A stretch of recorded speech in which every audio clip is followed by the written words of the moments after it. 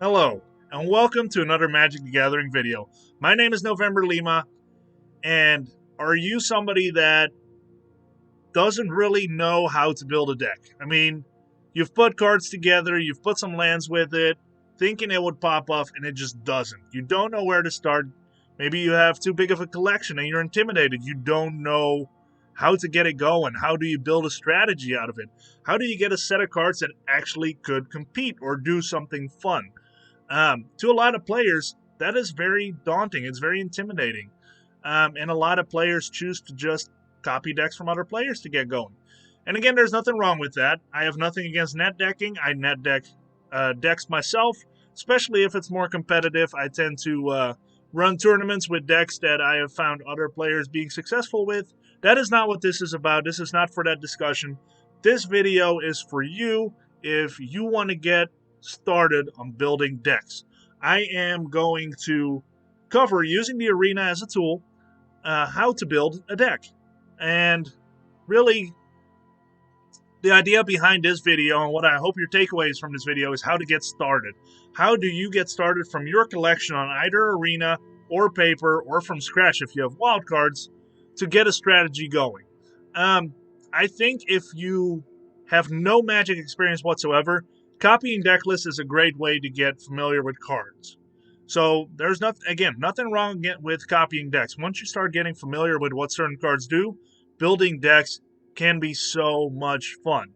So we're going to go ahead and get started. And again, don't get me wrong, I am not a master deck builder. I enjoy building decks. I can build some competitive decks that do well on the ranked ladder and arena. I've got at local game stores that don't have a huge competitive field, if you will, but some good players there. I've won some FNMs with my own brews. So I feel like I'm a pretty competitive builder, but don't put me anywhere near like the Crokies or the JRR2s of the world.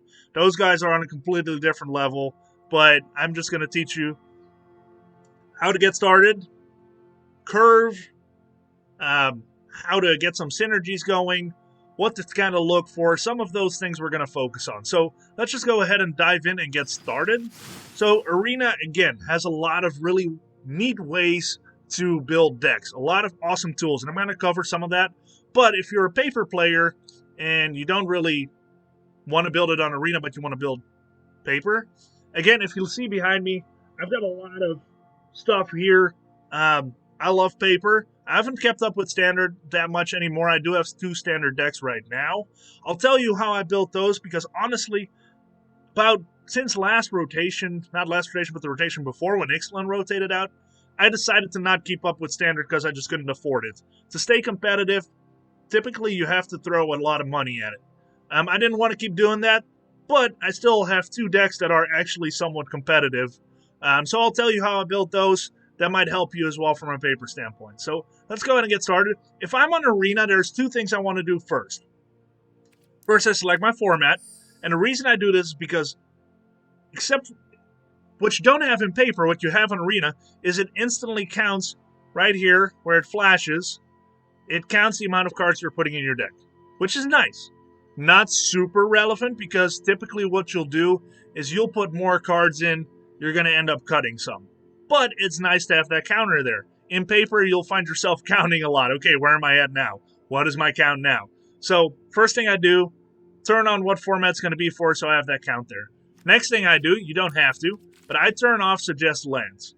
What it does is if you have it on, for example, I'll show you, and you click on a card, it's going to auto-fill the amount of lands you should have. Could be nice if you're not sure how to do lands, but I will cover how to do lands.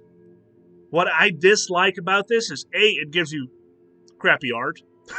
I do not like that art. I mean, don't get me wrong. Respect to the artist. It is cool art, but there's so much better art, and I like to have pretty lands. But mainly from a deck building standpoint, I typically like to have more than 24 lands unless it's an aggressive build. We'll get into curve and land base more soon. This is just to get started. And I'd like to calculate my lands a little bit differently than Arena does. So let's go ahead and remove this. Get out of here. Click a lot. Click, click, click, click, click, click. Okay. Let's start from the beginning. We want to build a deck But how? How do I get started? I have so many cards. As you see, I already, as it auto-populates, I have so many white cards, and most of these are kind of hot garbage, if you will. I have a ton of cards. I don't know where to get started. How do I build a deck? Typically, if you just want to start in, you jump into your collection and you're like, I am going to build a deck. Look at what you have, or maybe you already have an idea of hey, this is what I want to accomplish, or this card is super cool, I want to play around it. So, couple things you can do. So, let's start with how I made my paper decks. I've got 2 paper decks right now that are competitive, and both of them I kind of made the same way. So what I did, and you can do this a lot easier in Arena, I kind of looked at, okay, what do I have? What do I have that's good, and can I supplement towards those cards? That's how I build my paper deck, because I didn't want to invest in the good cards. So let's say here I click Rare and Mythic Rare, and anything that I have 2 or more cards of in my collected, maybe I can build around that. Maybe 2 is not enough, so let's go with 3. 3. Anything rare, mythic rare that I have 3 or 4, maybe I can build something around that. So we're going to go ahead and click that, and then as you see your stuff filtering. If you go through your paper cards, it might be a little different depending on how you've sorted them. I sort mine by color. So unless I remember what I have, I might just go through all my cards, flip through them, and be like, okay, this is a good card, put it to the side.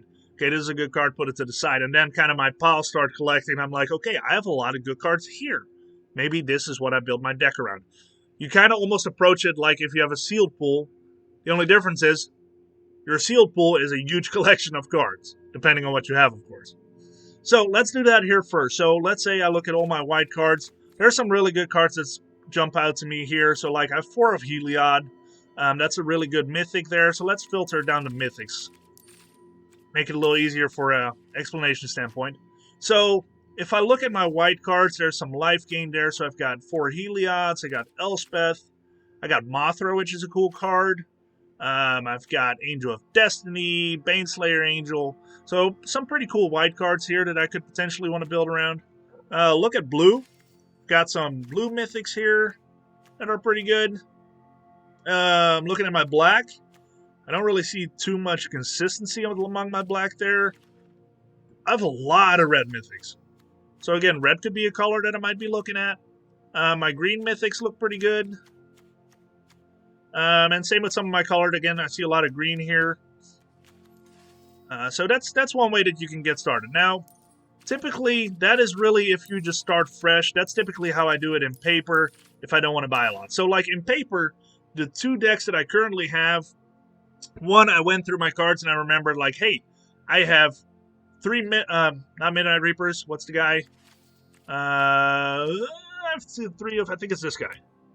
Yeah, I had 3 Murderous Riders, and I had 4 Lovestruck Beast. That already leans towards a Golgari adventure-type deck, because they're both adventure cards, so what can I build around it? As I went through my collection, I noticed I had this guy. Synergy. This works with those cards. And as I started going through my green and black collection, I've noticed more and more cards that went with it.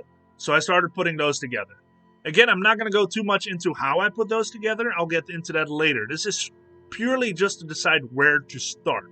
So if you have cards that have synergy, that's a great way to start and build around. So this guy has synergy because it is based around adventure spells. And if I look at my Murderous Rider again, it is an adventure spell. If I look at my Lovestruck, it's an adventure spell. So I've got synergies there, so I can build around green-black adventures. Then I started looking through my collection, and I had 3 of this guy available. I had a 4th, but it's in my commander deck. I'm not going to pull from my commander deck. So that, then I had a Hinge. Everything started coming together, and honestly, if you go off of synergy, it's actually, the deck kind of builds itself. So, look, I noticed I like adventure. I tap adventure in, and suddenly there's all these cards with adventures in them that could have synergy with an Edgewall Innkeeper. So, again, that's a good way to get started, is look at your collection and see if there's a synergy somewhere that you can pull from and kind of have the deck build itself. Now, maybe there are certain colors you really love. Let's say I absolutely love blue. Love blue. go ahead and hit my collected again. So I love blue, by example. Then, okay, what about blue do you love?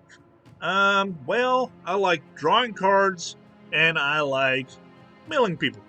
I want to have cards, I want to put their cards in the graveyard. Cool, start looking for cards that do that.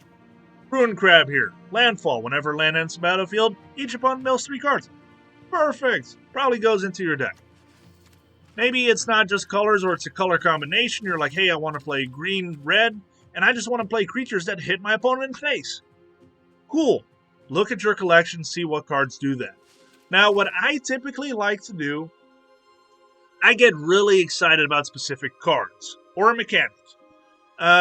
Party is a mechanic that is super cool in my opinion. So if you look at Party, you have all these cards that have certain benefits from Party mechanic. And Party kind of builds itself in a lot of ways. Because like what it here says, this is the cool thing about Arena, it always tells you what a mechanic does. So Party, your party consists of up to one of each Cleric, Rogue, Warrior, and Wizard.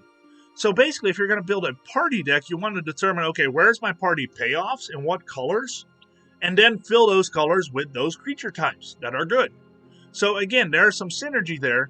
Synergies are often the best way to have a deck kind of build itself and then build upon it. Now, maybe you don't want to.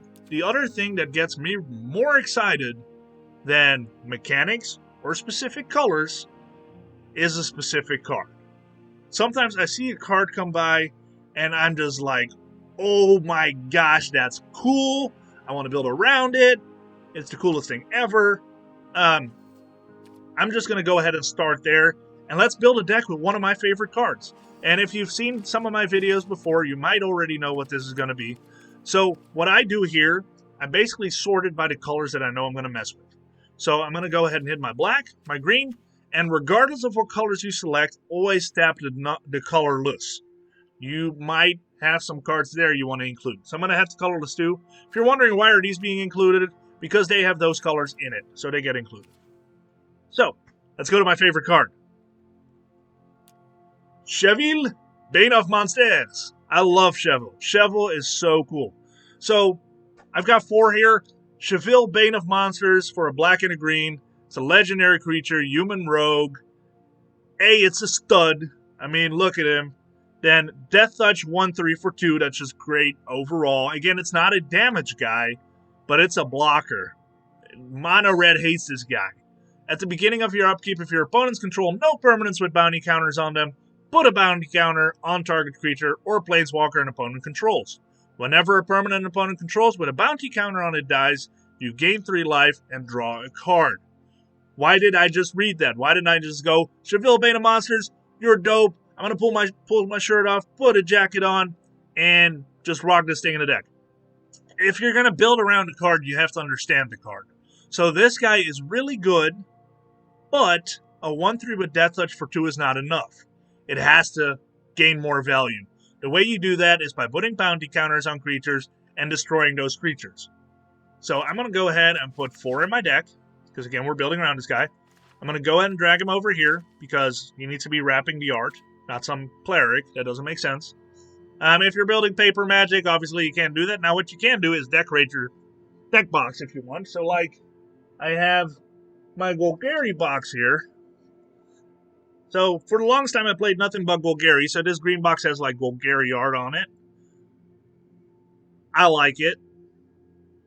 So that's something that you can do if you really want to decorate your deck box. I have a red one that has a big Gruul sticker on it.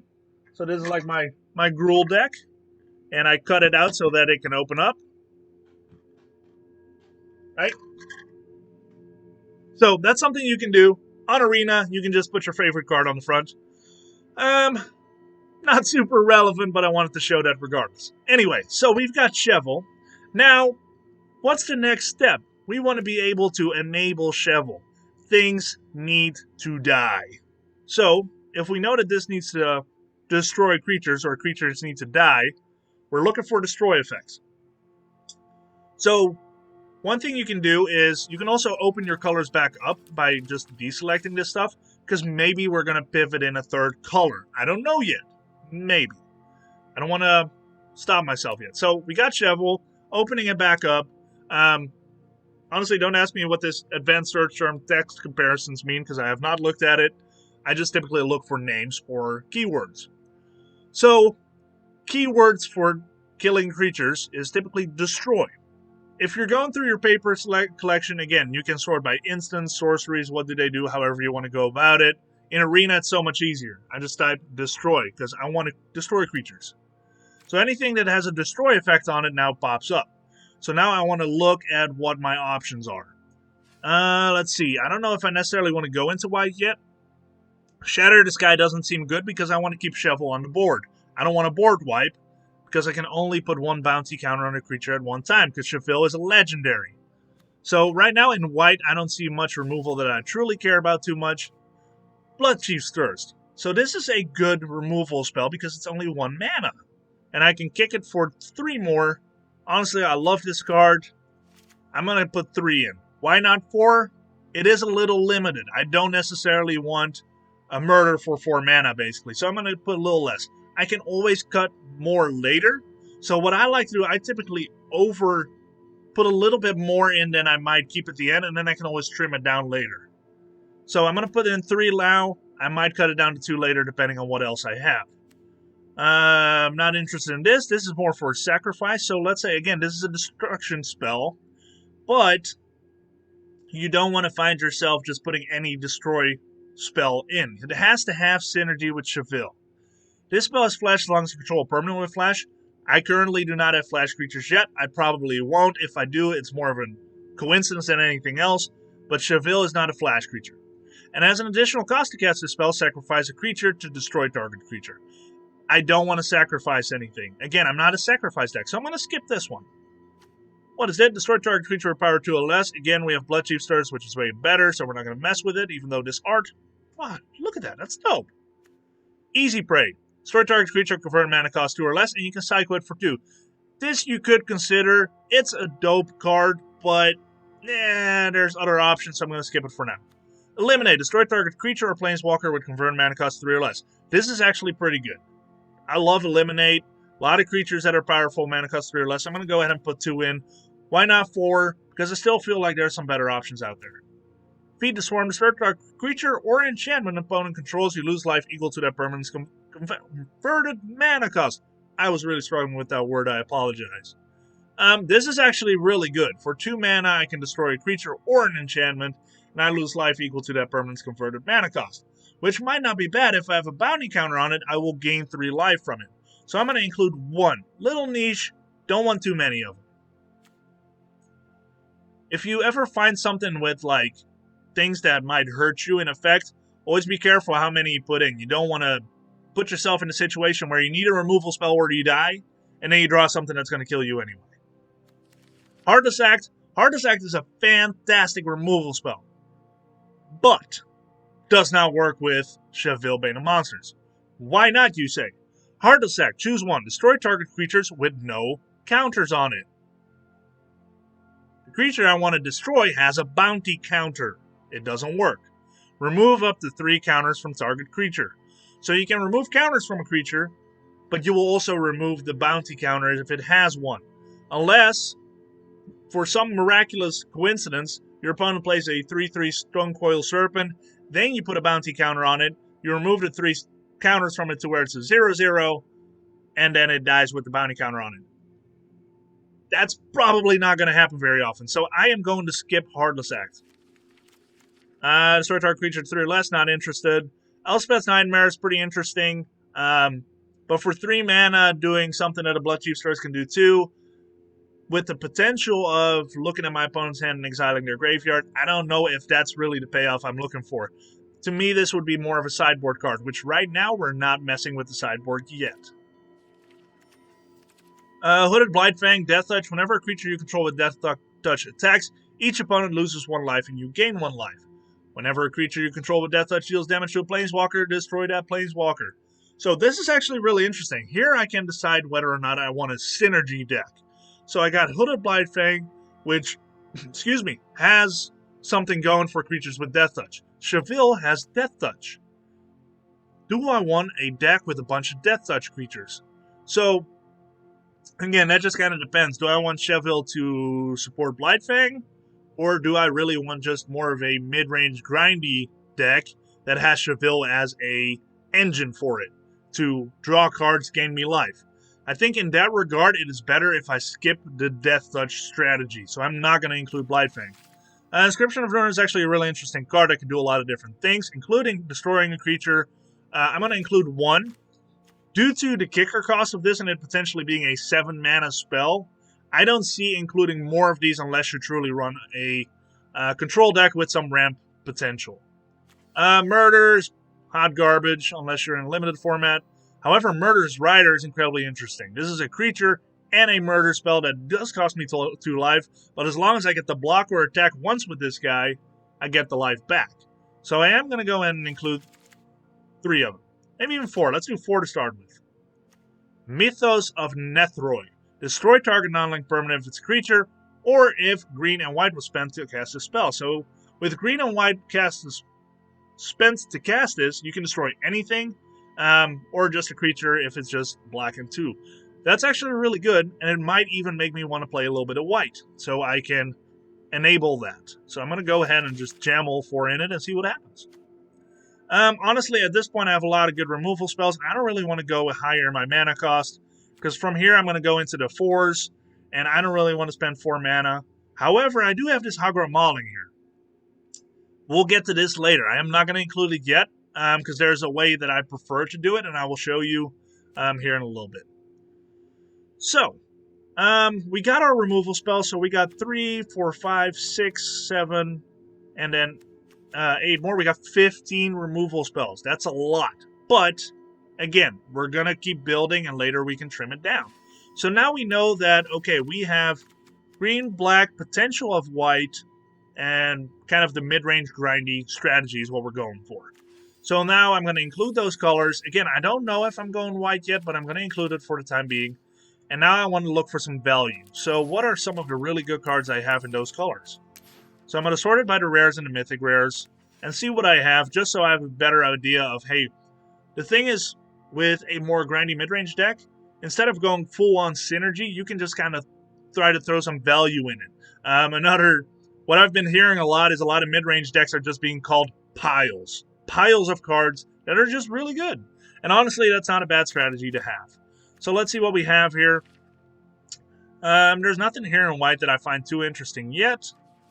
Skyclave Apparition is actually a really good card. When it enters the battlefield, it exiles up to the target non-land, non-token permanent, which is really good. However, it doesn't have synergy with Cheville, so I don't know if I want to include it.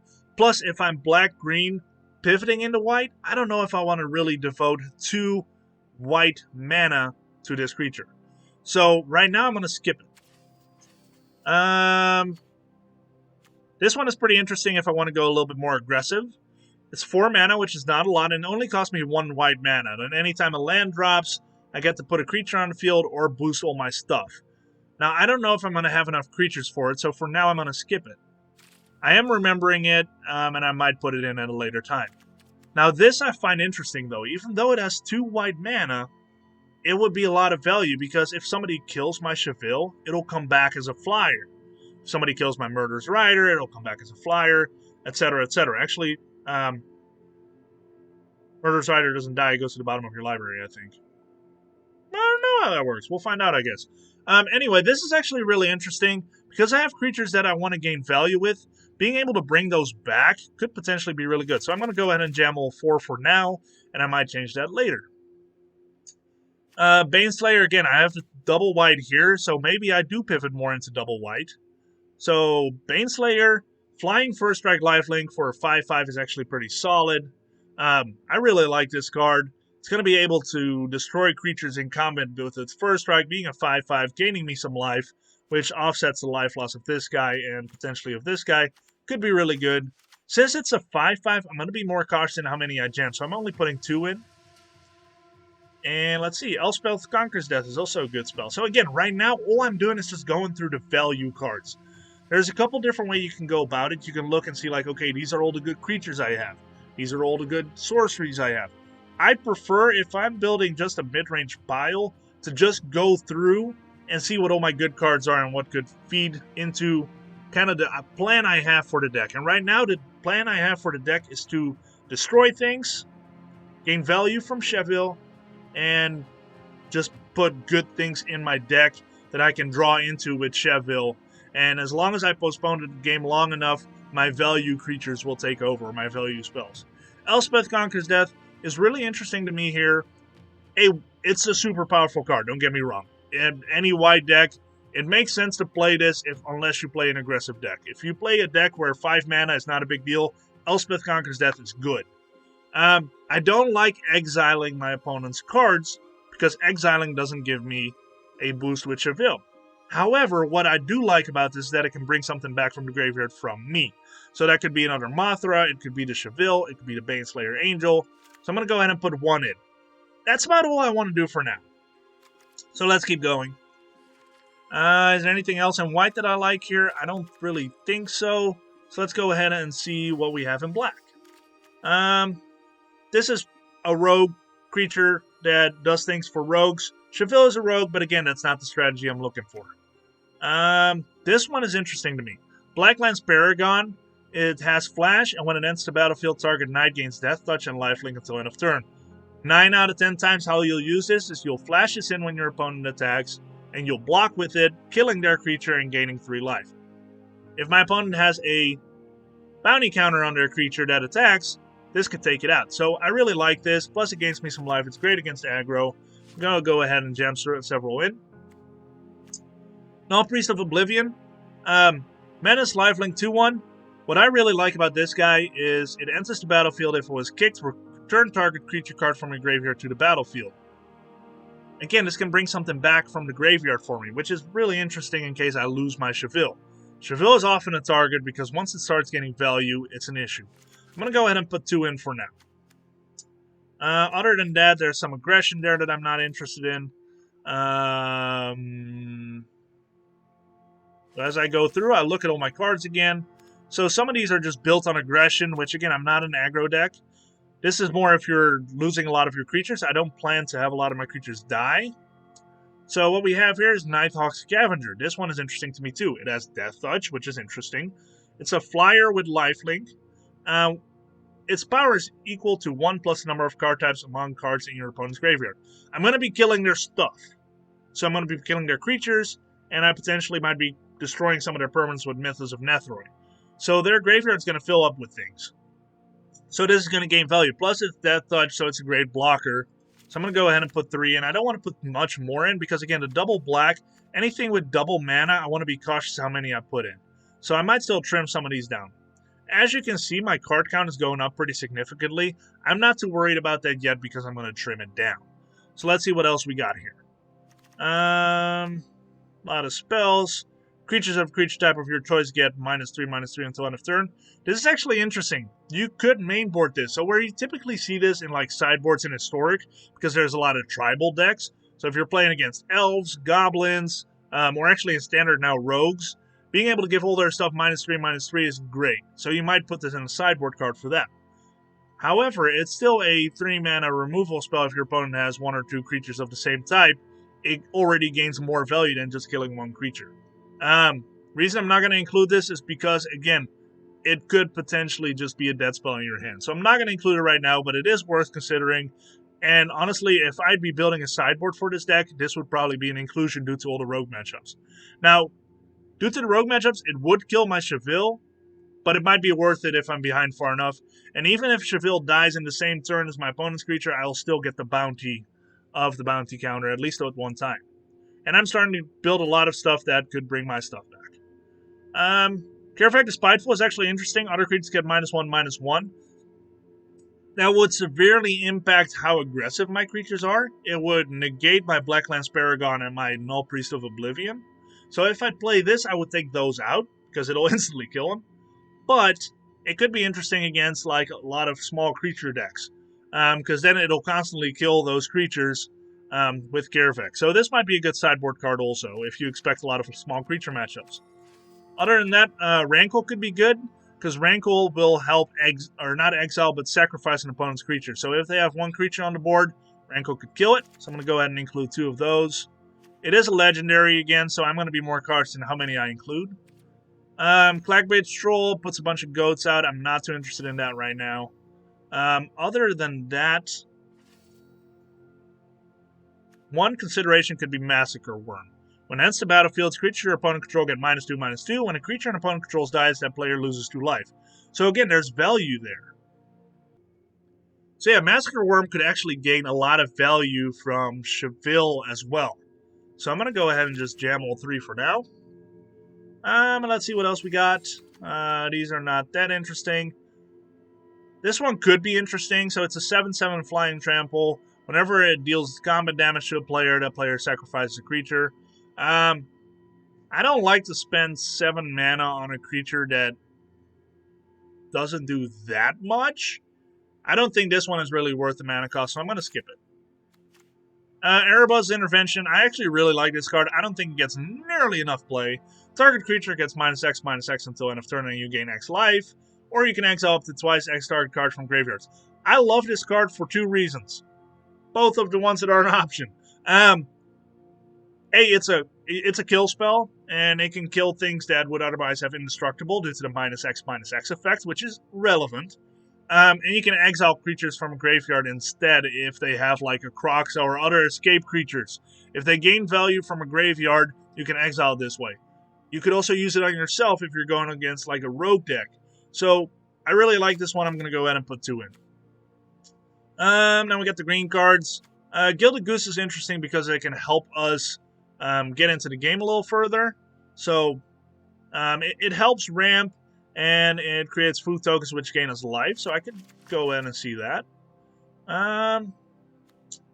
See what else we got. Swarm is more of an aggressive card. Inscription creates a fight effect. I don't know if I necessarily want to fight because that could kill my creatures too. Lotus Cobra, again, could help us ramp, but I don't think we want to ramp that much. So we're going to leave it. Scavenging Ooze is great for value. Because I kill their creatures, and Scavenging Ooze eats their creatures and becomes +1/+1 and gain life. So I'm going to go ahead and jam all 4. Let's see what else we got. Lovestruck Beast is great if I want to start hitting him, but I don't think I'm too worried about that right now.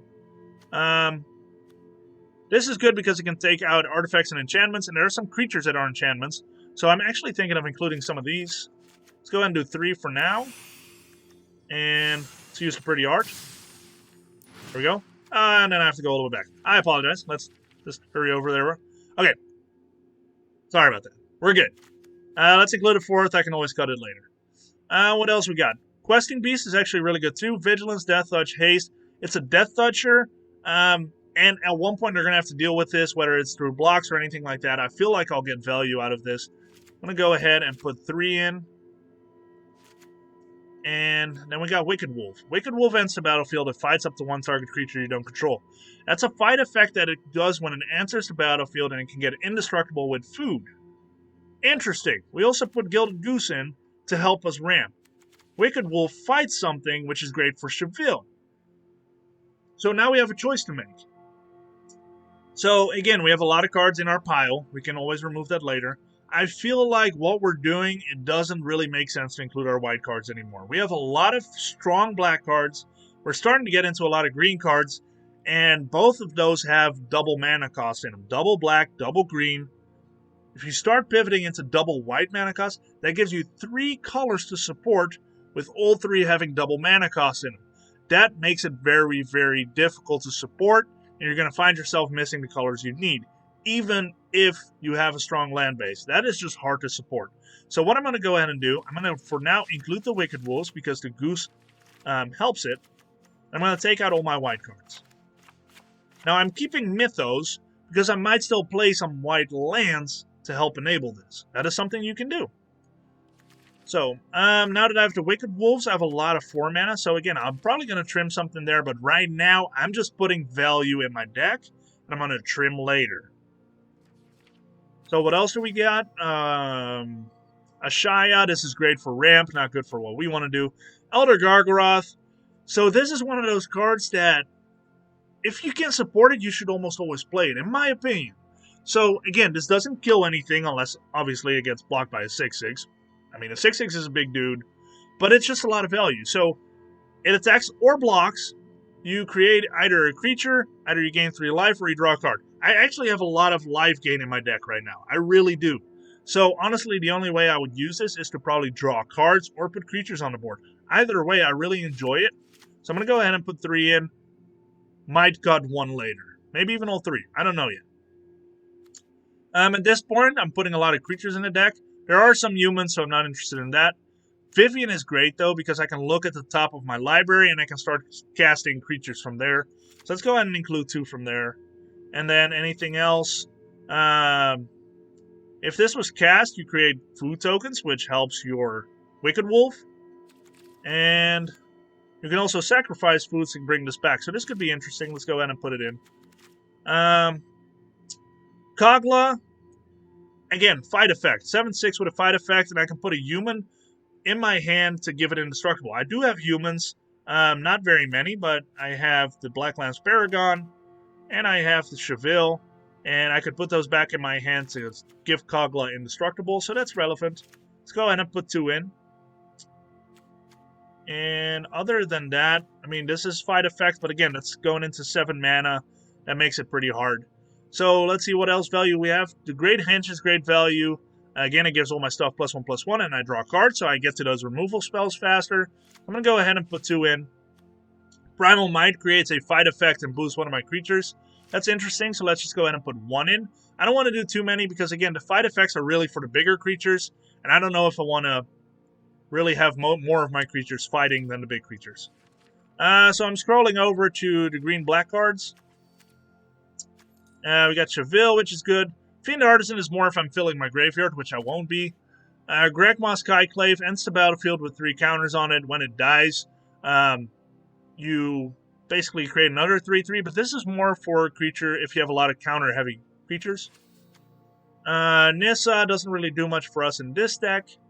Now, Polukranos is interesting because of the fight effect. So, when this enters the battlefield, it gets 6 +1/+1 counters. Any damage it takes gets removes and counters instead. And for 3 mana, you can have it fight another target creature. Really relevant. I'm going to go ahead and put 2 in. I don't want to have many more, because you can only have 1 out at a time anyway, and it's pretty mana intensive. Last but not least, Garruk, Cursed Huntsman. This can destroy creatures, it can put creatures on the board, and it can make all your creatures stronger. In this deck, it makes a lot of sense. So let's go ahead and put 3 in. And I think that is all we need for now. So, I'm going to go ahead and leave that. Again, and these are only rares and mythics. I didn't even look at my commons and uncommons. That's how much value is in this deck. So again, in reality, I should have turned that off as I was browsing through. But honestly, I have so much value here already. Let's just leave it as is. So now I got to look at 2 things. A, my card cost. Again, I have 72 cards in there right now. No lands yet. I need to cut it down to a reasonable number. I need to cut at least half the cards. Actually more. So we're going to do that. Now we're going to do that in 2 ways. We're going to look at curve. And again, how viable is it still in the strategy? Did I lose sight of my strategy as we went along with this deck? Very possible. So let's see what we got. We want to build around Cheville. So let's go ahead and keep Cheville low. We're going to keep him here because we want to see our curve. But this is the guy we build around. Alright, what do we got? Thirst, still good. Gilded Goose is still good. I think Goose is just good either way. But this is probably our maybe card. So we're going to go ahead and put it to the side. So as I go through this, I typically start creating maybe piles. And then there are some cards I might just straight up cut. So Primal Might to me right now actually doesn't really make sense because I have so much other removal. And if I can choose black removal over green removal, I will. Because black is a straight up, your creature dies. Whereas green, you might have to have a creature on the field to actually interact with. Erebus, still very good. I might go down to 1, but let's just see what we have here. Blacklands Paragon. So again, if I look at my curve here, I should probably go to the other side. Because your curve, you kind of want it to look kind of somewhat like, if you look at here, and you can do that by putting your card in front of you too if you have papers. And what you want to do is you want your curve to actually be like a curve. So you want it to kind of go up like a little hump there. Then you know that you're in pretty good shape. So your 3s and your 4s are probably the majority of your cards. And you kind of go up like this. And you want to have a decent amount of your 1s and 2s as well because you want to be able to cast things early in the game. Otherwise you get overrun. You don't want to be too slow, but you kind of want to have a little bit of a hump here. So, obviously, I don't have a hump right now. I have a little bit of a hump happening, and then I have too much happening over here. I mean, these are way too many cards. So we're going to start making some cuts. Again, I've got, if I look at them, Massacre Wurm, really good. 3 black might be a little hard to support, but we're going to hold on to it for now. Kogla, again, really good in this deck, so we're going to hold on to it. Feasting Troll King, again, this is more... I think I got distracted by the food tokens. So, really, I do have Gilded Goose, I do have Wicked Wolf, but other than that, I don't really want to go to food strategy. So I'm going to go ahead and take this out, and while I do that, I'm going to go over and take out Wicked Wolf as well, because if I only have Goose to support it, it might just not be good enough. So, curve still pretty high at the end here. Great Henge, I'm probably going to cast for less than what it's worth due to what it means. But I'm going to keep it up here. And maybe because I have 3 Massacre Wurms and 2 Koglas, maybe 3 Garrux is overkill. So let's cut one of these guys. I still like my 3 Elder Gelgrots and my 2 Vivians. I'm looking at my 4 mana slot. 4 mana slot I got, let's see, 4, 8, 10, 12 creatures, which is a little too much. So what I'm going to do probably is Rankle does a lot of good stuff for me here. I can draw, I can discard my opponent's card, I can sacrifice things. This does things, so I really like to keep this. Gemrazer is really good, but honestly, does it have enough creatures it could hit? It could go onto a Murderous Rider, it could go onto Nighthawk, Scavenging Ooze, and a Null Priest. That's really not that much, so I might actually trim this down to 2. I do want some enchantment removal. So let's keep it at 2. That could be a better number. Questing Beast, 4 is really aggressive. So maybe I trim that one down to 3. Again, with legendaries, it might be safe to go down to 3 unless you really, really, really want to draw it. Going down to 3 is a little safer because you can only play 1 on the field at a time anyway. Since I'm not super aggressive, I'm going to trim it down to 3. And then Pelucranos, I got 2. But again, it's not the card I'm super excited about, so I might even trim that down to 1. I'm not sure yet. So, Inscription of Ruin. So, again, this is probably my maybe card here, because it does a few things that I'm not super interested in. I'm mainly interested in the Destroy effect, so I might end up cutting that one. Myth of Nethroi is really good if I have the white mana for it. I don't know if I will, so maybe I need to cut that one. I'm not sure yet. Murderous Rider, we got 4 of. Do I want to take 8 damage while killing my opponent's creatures? I'm not sure yet. So what we can do too is look here to see how many creatures I have. I have a lot of creatures. Heavy on creatures. So maybe I cut like 1 or 2. Let's see what else we have. Nighthawk Scavenger I really like. I'm not really going to be milling my opponents. Maybe I cut this one a little bit too. Black Lance Paragon, I'm mainly going to use this to trade, so I'm going to trim that down by 1. Eliminate is a little niche, but I'll keep it. Feed the Swarm. Null Priest, I don't think I'm really going to have that much to want to bring back from the graveyard, so I'm going to go ahead and cut that one, and I accidentally cut another card. Let's go ahead and bring that back. Feed the Swarm. Now, this has enchantment removal too. So, if I already have enchantment removal, do I want to hold on to this? Now, this could also destroy an artifact, so like artifact creatures. So that's an interesting choice to make. Do I want to keep the artifact removal as well? Do I want to just keep Feed the Swarm? Or what I can do too is have one card that does all things and potentially draw me a card. That's a possibility. So let's go ahead and remove this and see if there's something that's better. So destroy target artifact. Let's see what we have that can do that. So we have a bunch of cards here and we have a lot of green. Kogla actually destroys an artifact or enchantment when it attacks. That's really relevant. Okay, cool. So what else we have? We have a Wilt, destroy target artifact or enchantment. So that's interesting too. But honestly, since Kogla can do it, I didn't even realize that when I put that in here. I know it, but I forgot about it because I was focused on the fight effect. So honestly, I think I'm okay with just that. So let's keep cutting. So honestly, I really like what I have here in numbers.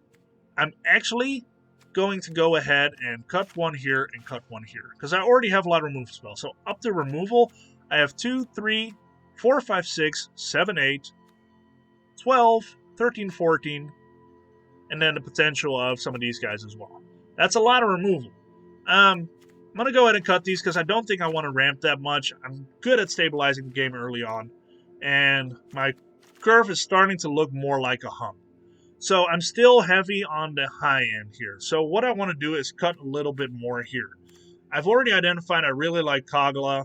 It is expensive, and now I have a triple black, triple green, and then I'm starting to go into the double greens again. Now I have a lot of double greens, so the double greens make sense to me, but the triple black is going to be hard to support as well. So let's go ahead and cut Massacre Wurm, which kind of hurts my feelings because I love Massacre Wurm, but it makes sense because I want to support my curve. So now I'm down to 42 cards. Now it's starting to get a little harder. My initial cuts were easy. It's getting trickier now. So now I want to look at my spells and creatures.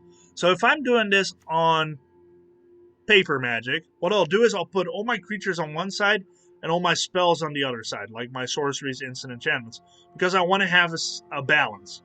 Are you a creature-heavy, more aggressive deck? You'll want your creature pile to be bigger than your instant sorceries. But that way you can keep track of where you are. If you're mid-range, you might be a little bit in the middle. Arena makes this easy for us because we can just do this, and it takes creatures 27, non-creatures 15. So, honestly, it seems like I want to cut some creatures. I'm too heavy on creatures right now. So, like my removal spell, so let's go ahead and see what creatures I have. So I've got Kogla, I've got Elder Gargaroth, I've got Rankle. We're going to go ahead and separate. I'm actually doing this the wrong way. Let's make this easier. Let's bring these guys back. Bear with me. I'm going to go ahead and just pull the sorceries out. That might make it easier because then I can still see my curve. And Planeswalkers counts as well. Get out of there. Get out of there. So again, right now I'm actually looking good at the top end. I got 5 more expensive ones that are 5 or more. And then early I've got 11 creatures. Here I've got 4 more. So in the early game I'm actually really set on a lot of good creatures. Got Rankle, which I really like and supports the game plan. Questing Beast, Polukranos. So which ones don't serve the game plan here?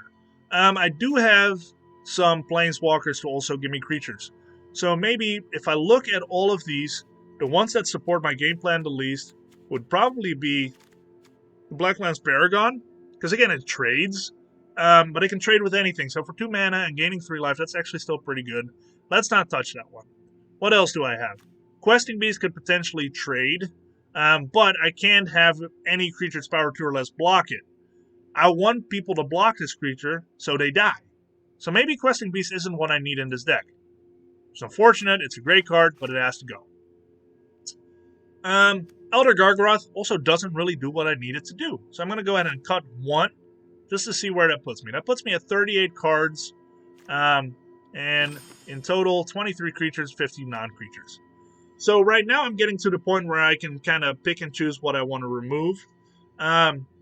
Since I am going lower on the creatures, maybe Vivian's value diminishes a little. So I'm going to go ahead and cut 1. Doesn't make sense to keep it in the deck at all. Maybe it doesn't, because I want creatures that can kill things, fight with things, trade with things. Vivian does not one of those. It can't kill anything, it can only put creatures on the board, or gain value by putting big creatures on the board. I'm creating a curve where I have value early on, and then potentially some big hitters later on. I don't have a lot of big creatures. So Vivian is actually starting to make less and less sense, so let's go ahead and cut it. Okay, now we are at the point where we have 36 cards in the deck, and if you remember early on, you look at your land base, it actually had 24 lands. 24 lands is what Arena recommends with any deck. That's why I don't like the land suggester. So what we're going to do instead is we're going to look at our curve and see what we want to do. So let's go ahead and bring these cards back and see if we want to make any additional cuts so that we can put more lands in. And with the release of the last set, playing lands is not nearly as bad as you think it is. It gets better. I'll show you why. So if I look at my curve, I got 36. I want to include more lands. I'm going to go ahead and cut a Great Henge. High mana cost. I don't have that many big creatures, so the chances that I can play one cheap are not high. I might play one after Polukranos on turn 5. Great value. Awesome. But I'm not counting on it. I still want to keep 1 because if it goes in play, it can really turn the game in your favor. So right now, this gives me the opportunity to play 25 lands. Is that enough? I don't know, because we're going to play some lands that have spells attached to them. So knowing that, and we can probably sacrifice on some other things. So Mythos of Nethroi is really only good if you can play it with white mana. Black, green, white. Otherwise, it's just a 3 mana killer creature. Which is not great, honestly. That's just a murder spell. Murder is not great. So let's go ahead and cut them. We're not going to cut them all, though, because I do like the idea of being able to kill permanents. So maybe I actually cut 2. So then I still have 2 in the deck that can destroy anything if I have a white land on the field. So now the next step is lands. But I want lands that could potentially do things. So I'm going to go ahead and sort it. So what I did is I sorted by the colors: black, green, land, Zendikar Rising. If you do that, you see the spell lands, and it's a lot easier to find them. So this is the last step I do because I want to keep track of my total lands. So right now I am actually going to run 27 lands, which is a lot more than you would usually do with a deck like this. If I wouldn't have the spell lands with a deck like this, due to the curve, I would probably run 25. Anytime I run a deck that has several spell costs of 5 and above, 5, 6, and potentially higher, I would typically run 25. Because if you run 24, you risk a little bit more to not draw the lands when you need them. And in a mid-range deck where you want to kind of curve to a higher value creature or planeswalker, you want to hit your land drops. So unless you have a lot of ramp creatures in your deck, you want to run those 25 lands. Since I am going to have lands that can do things, I'm okay running 27 lands because if I flood, I can use those lands to play spells that I would otherwise want to play. So we have a choice to make now. We've got some lands here. We got black and green lands that can do things for me. So again, if you remember, I want to destroy things.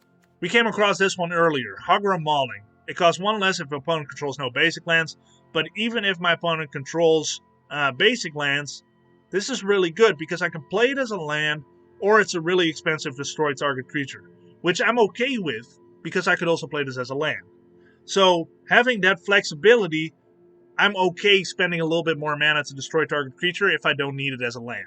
So I'm going to go ahead and include 2. I would never include more than 2 of this card. That's why I only created 2, because there's really no value in having more than 2. You don't want to run too many, because the land enters the battlefield tapped.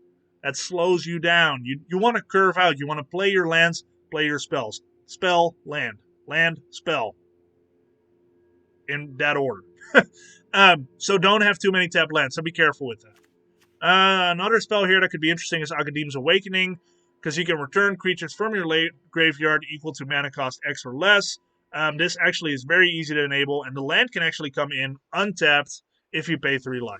I'm going to gain a lot of life, so I'm going to go ahead and include 2 more. So in green, we've got some interesting things. Nothing really that is super important for my strategy, but I could see myself wanting a Bala Get Recovery, because this could pull something out of the graveyard for me. And what I love about this card is return target card from your graveyard to your hand. That could be any card. It could even be a land. So let's go ahead and play one of them. And then target creature you control fights target creature you don't control. That's pretty interesting, but it's 3 mana. I have a lot of removal. I'm going to skip this one because I don't want too many tap lands, and I don't really care about fight effects in this deck. Third Timber Symbiosis could be really interesting because look at the top 7 cards of your library. You may put a creature card from among them onto the battlefield. If it has converted mana cost 3 or less, like Cheville, it enters with 3 additional +1/+1 counters on it, and then put the rest on the bottom of your library in any order, or random order. That's actually really, really powerful. And again, just like the other black card, it comes in untapped if you paid the cost for it. So now we picked those out. We got to start figuring out our mana cost. So I'm going to go ahead and reset this. I got to actually hit it right. Reset. Okay. So now we got to figure out our mana. And this is probably the trickiest part for a lot of people. And I like to do that with math. Don't turn it off. I hate math too. I know what you're thinking. But it's not complicated math. It's easy math. So and what we want to do is we want to accommodate or take into account the lands we just picked out. So I sort them by color. So there we go. Where did the other ones go? 4 mana. There you go. So we already got these lands. We've got 7 lands that you can play as spells instead of lands. So why is that relevant? Because now you got to count your mana. There's 2 ways you can do it, if it's paper or arena. If I'm on arena like this, it's easy. I hit a button and it tells me a percentage. If I don't play arena, I have to do it by paper. What I do is I literally put out all my cards and I start counting the symbols. So first I do black, then I do green. 1, 2, 3, 4, 5, 6, 7, 8, 9, 10. Like, that's how I start counting them, depending on how many symbols I have total among the cards. And I'll do the same for green, and then I put them next to each other and I get a percentage of how many black versus green I need. Arena does that very easy for you, so you click that button, and as you see here, your land total, you got 28 black symbols, 20 green symbols, and it gives you a percentage. So you know that 70% of your cards are black, 50% of your cards are green, meaning that kind of land-based wise, that's where you want to be. Now, if you play 3 colors, you want to do a lot more math than with 2. With 2, it's a lot easier. With 3, you want to really go in detail and look at that percentage and say, hey, if I have 25 lands left, in this case I had 27, and I'm going to count these into the total. I have 27 lands. Of those 27, 50% needs to be green, 70% needs to be black. But November Lima, 70 and 50 makes 120%. How do you do 120%? Dual lands, my friend. Dual lands. All right, so if I look at 27, I'm going to grab my phone, which is a calculator. I'm going to grab 27 times 70% is 18.9. How do you calculate that? If you don't have the percentage symbol, what you can do is 27 times 0.7, 70%, and it gives you the number. So as you see, 18.9, if you can't see it, I'm sorry. So basically 19. 19 of my lands need to be black. So 50, obviously, of 27 is 27 divided by 2, 3.5, 13.5, so 14. I need 14 green sources and 19 black sources. There you go. Now we know that. So I already got 3 green and I already got 4 black. So now I need 15 more black and 11 more green. So first we're going to see what lands we have. I first like to look at the triomes, also because of Mythos of Nethroi. So I've got a Danta triome. So it has green and black, and it has white, which is relevant for the Mythos of Nethroi. So I'm going to go ahead and include all 4 because it's relevant. It's the dual land I need, and yeah, that's good. So I'm going to move some of this stuff over so I can actually see my lands. There we go. Now I can see my lands. And let's go and throw you in there. Okay. So we got our triomes. That's our first 4 cards. And let's see what dual cards we have. So there's 2 types of dual lands right now. We've got temples and pathways. So let's look at the temples. We do have Temple of Malady, which is a black and green card and helps me scry. It does come in tap just like the Adanta Triome, so I want to be careful to not put too many tap lands in. But I think 4 more is okay for now. I can always cut it if I want to. And we got the pathways. So we've got this as a green-white, and we've got... that's it. So, Sad Panda, Golgari does not have pathways yet. Wizards of the Coast! Why? Because there's no supported archetype in that set, in Zendikar Rising. Zendikar Rising only did the pathways for supported tribals. So you got your Celestia Landfall, I guess, is their type. You got Boros Warriors, you got Gruul Landfall, you've got Izzet Wizards, Rogues, and Clerics. Those are your archetypes, that's why those have lands, and Sad Panda Golgari didn't have an archetype. However, I need green sources that can come in untapped. Green source that come in untapped. And it has white, so maybe I have a Mythos of Nethroi in my hand and I want to drop a white source. That's where this comes in. Click, click, click, click. There we go. We got them. Got some green sources with white. So right now I've got 4 Adanta Triomes, 4 Branchloft Pathways, and Boulderloft Pathways. So I actually have 8 sources for my Mythos of Nethroi. I might cut some. Because that's really, that's a lot more than I probably need. So now we are down to that, so let's go ahead and include some basics. Another way to kind kind of have a dual land, if you will, is by having like a land you can crack for something. So Fabled Passage is one of those. You can sacrifice it and look for a basic land. So what I might end up doing is cut like some temples, because they always come in tapped, and use Fabled Passage instead. So let's go ahead and just throw 4 in, and maybe I cut 1 or 2 of these. So where does that leave me now? Remember, 19 black, 14 green. 1, 2, 3, 4, 5, 9, 13, 17. So I have potentially 17 green sources or potentials of green.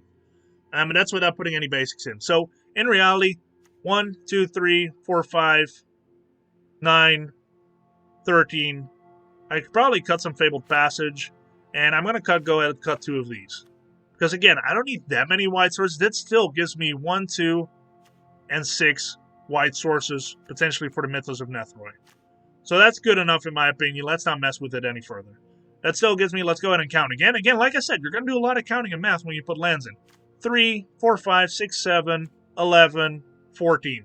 14 potentials of green sources. Perfect. That's what I wanted. I'm probably going to put in some basics for the Fabled Passage. So I'm actually going to exceed the amount of green I need, which I'm okay with right now as long as I have enough black. Where am I at on the black scale?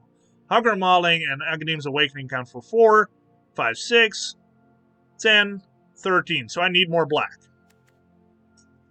So let's go ahead and just use basics for that. And let's see what we end up with. So I go ahead and do this. Let's go ahead and pick pretty ones. Do we want this one? That one is really pretty. So how many did I need? I need 13. I need to go to 19. So I need 6 of these. And then I need 3 green to fill it up. That skews me a little bit towards green versus black, so I might end up making a change there. Let's go ahead and cut 1 of these and go 1 more black. So at this point, instead of trying to find it again, it's easier to just switch screen, plus 1 there. So right now my lands are great. So from a black standpoint, I got 4, 11, 13, 17, 20. Green standpoint, 3, 4, 5, 9, 13, 16. Still a little heavy on the green, but that's okay. What I'm going to do is I'm going to cut 1 swamp, and instead I'm going to put in a castle. Because what I find, if I find myself having a lot of basics of one specific color, I like to cut 1 and put the castle in if it makes sense. So in this deck, if I would run some red, like I would make a Jund deck with the same strategy, this castle would not make sense. But, because it's an aggressive base. But black right now, having a little bit of extra card draw to lose some life, seems like a good idea. So now this is my deck. I'm actually really happy with it, so let's go ahead and give it a name. Oops, wrong button. Let's go ahead and give it a name. Scale Cheville Bane of Monsters, or let's just call it Cheville's Golgari. And that's the deck. So I'm going to go ahead and hit this. Let's go back to the decks. Let's type in Cheville. And there it is. So this is now my deck. I've just built a deck. So start to finish, what do you want to build? What cards do you have? What is good? What do you like? What are cards that have synergy with it? What is the strategy you want to have? And then start putting cards in. First, don't mess with the lands. Put in all your creatures, then put in all your instant sorceries and gems. Just put them all out. Everything you think is good in that strategy. Everything that makes sense. Put them all out. Then start sorting them. Look at your curve and start cutting where needed. Then look at your total count again and see how far down you need to go for lands. Is it 36? Do you have a low curve? And can you go with 24 lands? Can you use even less lands because it's aggressive? You can go down to 22, maybe even 20 like a cycling deck. Or do you want to go up? Do you need to go to 25, 26, 27? Those are possibilities. You can be a little bit more give and take on your lands because of Zendikar Rising's spell lands. Once you get all those in, look at the amount of lands you need per color. Et voila, you have a deck. And then you can start taking it for a spin. You can start playing with it. I'm really happy with how this turned out, actually. I think this is a really cool deck. So if I take this for a spin, I would actually probably find myself cutting 1 Cheville. I know, right? The card that you built around. Four of these is actually quite a bit because it is a legendary. Three makes more sense, but for the sake of this deck building, let's go with four. So again, this is what it ended up being. I think this is a really strong deck. I'm actually excited to play with this, so I'm going to go ahead and do that. I hope you learned something from this video. If there's anything else you want to learn from a deck building standpoint, please let me know. I can make another video or just reply to your questions. Next time I will go into sideboarding. If you like these kinds of instructional videos, I am probably going to do more of those because I love talking Magic. I love sharing what knowledge I have, which again, I haven't been in the field super long, but I feel like I've really dove in and learned quite a bit. I want to share that with you. I really love doing this. If you enjoyed, please let me know and I can start doing more of them. If you were like, man, dude, just play Magic, I want to watch you play Magic, let me know. I'll start doing that again as well. So thank you so much for watching. Next time I'm going to go into the sideboard. I might use this deck or a different one. I'm not sure yet. And then we'll hop into that right there. Thank you so much for watching. Good luck building your deck. I would love to hear if you use some of my tips and tricks. If you found yourself a deck that works, let me know. I would love to know what it is. And I'll see you in the next video. Thank you so much.